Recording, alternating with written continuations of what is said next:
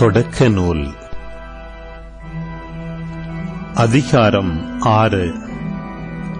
மண்ணில் மனிதர் பெருகத் தொடங்கி அவர்களுக்கு புதல்வியர் பிறந்த பொழுது மனிதரின் புதல்வியர் அழகாக இருப்பதை தெய்வ புதல்வர் கண்டு தாங்கள் தேர்ந்து கொண்டவர்களை எல்லாம் மனைவியராக்கிக் கொண்டனர்.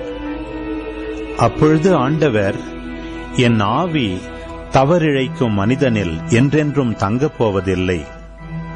அவன் வெறும் சதைதானே, இனி அவன் 120 ஆண்டுகளே வாழ்வான் என்றார். தெய்வ புதல்வர் மனிதரின் புதல்வியருடன் சேர்ந்து அவர்களுக்கு குழந்தைகள் பிறக்க அக்காலத்திலும் அதற்கு பின்னரும் மண்ணுலகில் அரக்கர் இருந்தனர். அவர்களே பெயர் பெற்ற பழங்கால பெருவீரர்கள் ஆவர். மண்ணுலகில் மனிதர் செய்யும் தீமை பெருகுவதையும் அவர்களின் இதய சிந்தனைகளெல்லாம் நாள் முழுவதும் தீமையையே உருவாக்குவதையும் ஆண்டவர் கண்டார். மண்ணுலகில் மனிதரை உருவாக்கியதற்காக ஆண்டவர் மனம் வருந்தினார். அவரது உள்ளம் துயரமடைந்தது. அப்பொழுது ஆண்டவர், நான் படைத்த மனிதரை மண்ணிலிருந்து அழித்தொழிப்பேன். மனிதர் முதல் கால்நடைகள், ஊர்வன, வானத்து பறவைகள் வரை அனைத்தையும் அழிப்பேன். ஏனெனில் இவற்றை உருவாக்கியதற்காக நான் மனம் வருந்துகிறேன் என்றார். ஆனால் நோவாவுக்கு ஆண்டவரின் அருள் பார்வை கிடைத்தது. நோவாவின் வழிமரபினர் இவர்களே. தம் காலத்தவருள் நோவா நேர்மையானவராகவும் குற்றமற்றவராகவும் இருந்தார். நோவா கடவுளோடு நடந்தார்.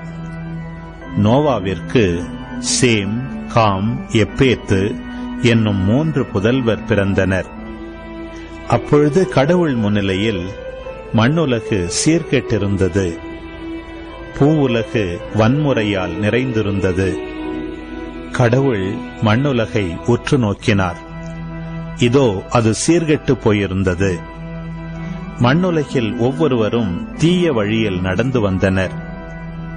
அப்பொழுது கடவுள் நோவாவிடம் பின்வருமாறு கூறினார்: எனது முன்னிலையிலிருந்து மனிதர் எல்லாரையும் ஒழித்துவிடப் போகிறேன். ஏனெனில் அவர்களால் மண்ணுலகில் வன்முறை நிறைந்திருக்கின்றது. இப்பொழுது நான் அவர்களை மண்ணுலகோடு அழிக்கப் போகிறேன். உனக்காக கோபர் மரத்தால் ஒரு பேழை செய். அதில் அறைகள் அமைத்து அதற்கு உள்ளேயும் வெளியேயும் கீழ் பூசு. பேழையை நீ செய்ய வேண்டிய முறையாவது: நீளம் 300 முழம், அகலம் 50 முழம், உயரம் 30 முழம். பேழைக்கு மேல் கூரை அமைத்து அந்த கூரை பேழைக்கு 1 முழம் வெளியே தாழ்வாக இருக்கும்படி கட்டி முடி. பேழையின் கதவை ஒரு பக்கத்தில் அமை. பேழையில் கீழ்த்தளம், நடுத்தளம், மேல்தளம் என 3 தளங்கள் அமை. நானோ வானுலகின் கீழ் உயிருள்ள எல்லாவற்றையும் அழிப்பதற்காக மண்ணுலகின் மேல் வெள்ளப்பெருக்கு வரச் செய்வேன். மண்ணுலகில் உள்ளவை எல்லாம் மடிந்து போம். உன்னுடனோ என் உடன்படிக்கையை நிலைநாட்டுவேன். உன் புதல்வர், உன் மனைவி, உன் புதல்வரின் மனைவியர் ஆகியோருடன் நீ பேழைக்குள் செல். உன்னுடன் உயிர் பிழைத்துக் கொள்ளுமாறு சதையுள்ள எல்லா உயிரினங்களிலிருந்தும் வகைக்கு 2 பேழைக்குள் கொண்டு வா. அவை ஆணும் பெண்ணுமாக இருக்கட்டும். வகை வகையான பறவைகள், கால்நடைகள், நிலத்தில் ஊர்வன ஆகியவற்றிலிருந்து வகைக்கு 2 உயிர் பிழைத்துக் கொள்ள உன்னிடம் வரட்டும். உண்பதற்கான எல்லா வகை உணவுப் பொருள்களையும் நீ எடுத்துச் சென்று சேர்த்து வைத்துக்கொள். அவை உனக்கும் அவற்றிற்கும் உணவாகட்டும். கடவுள் தமக்கு கட்டளையிட்டபடியே நோவா எல்லாவற்றையும் செய்து முடித்தார்.